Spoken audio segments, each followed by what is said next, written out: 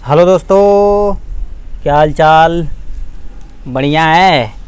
ये देखिए NCERT NEET 2022 ठीक एग्ज़ाम आपका कितने कब होने वाला है? 17 जुलाई। 17 जुलाई को क्या क्या आपका एग्ज़ाम होने वाला है। ठीक, हम ये एनसीईआरटी एग्जाम्पलर है जो इसे एमसीक्यू केवल एमसीक्यू के जरिए क्या करेंगे इसे, यानी पूरा जो आपका इसमें देखिए केवल बायो ग्रुप के लिए। ठीक है, ये यानी ये बायो इसमें केवल पढ़ाया जाएगा, फिजिक्स केमिस्ट्री इस पे नहीं पढ़ाई जाएगी। ठीक, या आपका बायो वाला जो यानी 50% क्वेश्चन को क्या करता है आपका होता है। ठीक, इसे हम क्या करेंगे एमसीक्यू के जरिए सारा हम यानी एनसीईआरटी एग्जाम्पलर यदि पढ़ लिए सारी कुछ हैं, यदि एनसीईआरटी और एनसीईआरटी एग्जाम्पलर का क्वेश्चन नहीं सॉल्व किए हैं तो यानी इससे ज़्यादा क्वेश्चन पूछा जाता है। ठीक है, चलिए हम देखते हैं पहले सिलेबस यानी कितना सिलेबस है हमारे पास, उसी यानी उसी के अकॉर्डिंग हम स्टार्ट करेंगे। ठीक है, देखिए ये आपका यानी पहले डाइवर्सिटी इन लिविंग ऑर्गेनिज्म यानी लिविंग वर्ड में क्या क्या हमें पढ़ना है। देखिए ये पहला चैप्टर हमें क्या करना है, लिविंग वर्ड यानी लिविंग वर्ड में क्या करना हमें पूरा पढ़ना है। ठीक है, लिविंग वर्ड जो होता है क्या होता है इसके बारे में पूरा पढ़ना है। उसके बाद बायोलॉजिकल क्लासिफिकेशन जैसे क्या हो गया, मोनेरा हो गया, प्लांट किंगडम, फंजाई वगैरह सारा चीज़ें, प्रोटिस्टा वगैरह सारा इसके अंतर्गत पढ़ना है। ठीक, उसके बाद हमारा प्लांट किंगडम हमें पढ़ना है, ये सिलेबस है वो। प्लांट किंगडम हमारा क्या है जिसमें हम क्या होता है आपका ब्रायोफाइटा, ट्रेडोफाइटा, एंजियोस्पर्म, थाइलोफाइटा वगैरह। ठीक, जैसे क्या हो गया ब्रायोफाइटा, उसके बाद हमारा ट्रेडोफाइटा, उसके बाद हमारा जिम्नोस्पर्म, उसके बाद एंजियोस्पर्म और पहले हमारा क्या था यानी थाइलोफाइटा। इसके बारे में हमें क्या पढ़ना पड़ेगा, पूरा प्लांट किंगडम हमें ख़त्म करेंगे। ठीक, केवल एमसीक्यू के जरिए।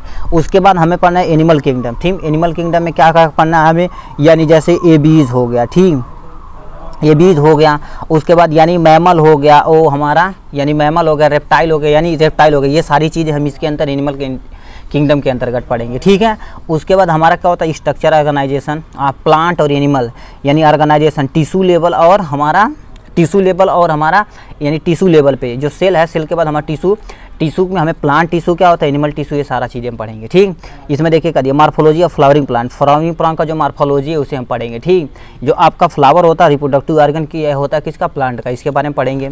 उसके बाद यानी मार्फोलॉजी मतलब ऊपर यानी ऊपर देख के हम पढ़ेंगे। ठीक, उसके बाद हम डिसेक्शन काटेंगे उसका, एनाटॉमी यानी इंटरनल पार्ट उसका स्टडी करेंगे प्लांट के बारे में। ठीक, उसके बाद स्ट्रक्चर ऑर्गेनाइजेशन इन एनिमल यानी एनिमल का स्ट्रक्चर ऑर्गेनाइजेशन के बारे में पढ़ेंगे। ठीक है, उसके बाद हम आएंगे सेल स्ट्रक्चर एंड फंक्शन पे। ठीक, सेल स्ट्रक्चर पहला हम यानी इसमें आठवां ये सही सीरियल वाइज है, तो आठवां क्या होता है सेल किसने दिया था, थ्योरी वगैरह सारा चीज़ें यानी सेल ऑर्गेनेल वगैरह सारा इसमें हम पढ़ेंगे। ठीक, उसके बाद हम बायोमॉलिक्यूल पढ़ेंगे यानी सेल का जो भी यानी केमिकल लेवल पे हम क्या करेंगे स्टडी करेंगे। ठीक है, ये की स्टडी करेंगे। उसके बाद हमारा क्या होता है cell cycle and cell division. Cell cycle में क्या होता है माइटोसिस मियोसिस सारा चीज़ें हो गया। सेल डिवीजन में हमारा माइटोसिस मियोसिस को क्या करेंगे अच्छे स्टेप बाय स्टेप देखा जाएगा एमसीक्यू के जरिए। ठीक, उसके बाद हमारा यहाँ से सबसे मोस्ट इम्पोर्टेंट है। ठीक, जो आपका प्लांट फिजियोलॉजी है और ये हमारा ह्यूमन फिजियोलॉजी है। ठीक, इससे मेजर ये क्या होता है मेजर क्वेश्चन पूछा जाता है। ठीक, प्लांट फिजियोलॉजी और ह्यूमन फिजियोलॉजी से। प्लांट किंगडम में क्या पढ़ेंगे हम, ट्रांसपोर्ट इन प्लांट यानी प्लांट यानी ट्रांसपोर्ट कैसे करता है भोजन को, उसके बारे में हम पढ़ेंगे। ठीक है, उसके बाद मिनरल न्यूट्रिशन, मिनरल को कौन ले जाता है, फूड को कौन ले जाने का काम करता है, इसके बारे में पढ़ेंगे। ठीक, प्लांट अपना भोजन कैसे बनाता है यानी फोटोसिंथेसिस इन हायर प्लांट में फोटोसिंथेसिस पढ़ेंगे। फिर रिस्पायरेशन यानी प्लांट कैसे करता है इसके बारे में पढ़ेंगे। ठीक, उसके प्लांट ग्रोथ एंड डेवलपमेंट यानी जो भी आपका हार्मोन वगैरह है इसमें हम क्या करेंगे इसमें पढ़ेंगे। ठीक, उसके बाद ह्यूमन फिजियोलॉजी की बात की जाए तो ह्यूमन फिजियोलॉजी में क्या होता है digestive system, digestion and absorption के बारे में पढ़ेंगे। फिर उसके बाद हम रिस्पायरेशन के बारे में पढ़ेंगे। उसके बाद हम यहाँ से सर्कुलेशन के बारे में पढ़ेंगे। ठीक है, सर्कुलेशन वगैरह सारा हम क्या करेंगे इसे पढ़ेंगे। उसके बाद क्या होता है एक्सक्रीशन यानी एक्सक्रीटरी सिस्टम है, इसके बारे में पढ़ेंगे। ठीक है, उसके बाद लोकोमोशन इन मूवमेंट यानी लोकोमोशन मूवमेंट यानी ह्यूमन स्केलेटल के यानी स्केलेटल सिस्टम के बारे में पढ़ेंगे, हड्डी के बारे में। ठीक, उसके बाद क्या होता है न्यूरल कंट्रोल यानी नर्वस सिस्टम के बारे में पढ़ेंगे। ठीक, उसके बाद केमिकल कोऑर्डिनेशन के बारे में पढ़ेंगे। ठीक, ये सब हम क्या करेंगे, ये आपका 11th का पोर्शन, 12 का पोर्शन हम दिखाते हैं आपको। ये आपका 12 वाला पोर्शन है, ठीक। 12 वाले पोर्शन में इतना पूछा जाएगा, देखो रिप्रोडक्शन इन ऑर्गेनिज्म, यानी ऑर्गेनिज्म कैसे रिप्रोड्यूस करते हैं।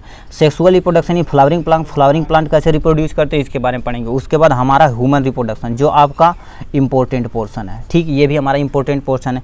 उसके बाद रिप्रोडक्टिव हेल्थ जो आजकल बहुत ज़्यादा होता है, ठीक, रिप्रोडक्टिव हेल्थ के बारे में पढ़ेंगे, ठीक। उसके बाद जेनेटिक एंड इवोल्यूशन, यानी जेनेटिक और इवोल्यूशन के बारे में देखते हैं, ठीक। यानी कौन कौन सा, ये केवल चैप्टर बता रहा है, ठीक है, यानी कौन सा पढ़ना है। देखो क्या दिया, principle of inheritance and variation, इसके बारे में हम पूरा पढ़ेंगे, ठीक है। उसके बाद क्या होता है, molecular basis of inheritance, molecular basis पढ़ेंगे। उसके बाद इवोल्यूशन पढ़ेंगे, डार्विन वगैरह, ठीक, चार्ल्स वगैरह सारे के बारे में इसके हम क्या करेंगे, इवोल्यूशन में पढ़ेंगे, ठीक। उसके बाद ह्यूमन वेलफेयर में आते हैं, ठीक। ह्यूमन वेलफेयर क्या होता है, ह्यूमन वेलफेयर में यानी ह्यूमन हेल्थ एंड डिजीज, ये सबसे इंपॉर्टेंट चैप्टर ये भी है, ठीक। ये आपका ह्यूमन हेल्थ एंड डिजीज के बारे में पढ़ेंगे। फिर स्ट्रेटेजी ऑफ यानी for enhancement of the food production, यदि फूड प्रोडक्शन को हमें इनहांस करना है तो क्या क्या करना पड़ेगा, इसके बारे में पढ़ेंगे। उसके बाद माइक्रोवेव इन ह्यूमन वेलफेयर, यानी अब माइक्रो यानी जितने माइक्रो ऑर्गेनिज्म ह्यूमन के लिए कैसे उपयोगी हैं, यानी जो हम दारू वगैरह बनाते हैं, अल्कोहल हो गया, रम, बियर, विस्की, ब्रेड वगैरह बनाते हैं, किसी यानी माइक्रो ऑर्गेनिज्म से मदद से बनाते हैं, उसके बारे में पढ़ेंगे, ठीक। उसके बाद हमारा क्या होता है, बायोटेक्नोलॉजी, जो ये भी क्या होता है, इंपॉर्टेंट पोर्शन है, ठीक। Biotechnology and principle and process के बारे में, इसके बारे में हम पढ़ेंगे, ठीक है, इसके बारे में पढ़ेंगे। उसके बाद बायोटेक्नोलॉजी एंड एप्लीकेशन के बारे में पढ़ेंगे, ठीक है। चलिए और पोर्शन देखते हैं।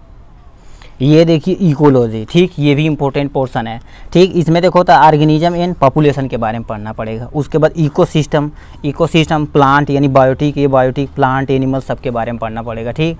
उसके बाद बायोडाइवर्सिटी एंड कंजर्वेशन, बायोडाइवर्सिटी के बारे में पूरा हमें पढ़ना पड़ेगा, ठीक। उसके बाद हमारा इन्वायरमेंटल इशू जो पॉल्यूशन वगैरह है सब इसमें हम पढ़ेंगे, ठीक। जैसे BOD यानी वाटर पॉल्यूशन में बायोलॉजिकल ऑक्सीजन डिमांड, ये सब के बारे में अच्छे से अध्ययन करेंगे, ठीक है। ये था हमारा क्या करेंगे, ये आपका जो बायो है, ये बायो ग्रुप से हम क्या करेंगे, ये सारा चीज़ें हम यानी NCERT जो एग्जाम्पलर है, ठीक है, एग्जाम्पलर के जरिए क्या करेंगे, हम केवल MCQ इसे क्या करेंगे, पूरा सॉल्व करके आपको दिखाएंगे, ठीक। आज ही से स्टार्ट किया जाएगा आपका NCERT यानी एग्जाम्पलर है, ठीक है। चलिए पढ़ाई करते रहिए, ऑल द वेरी बेस्ट।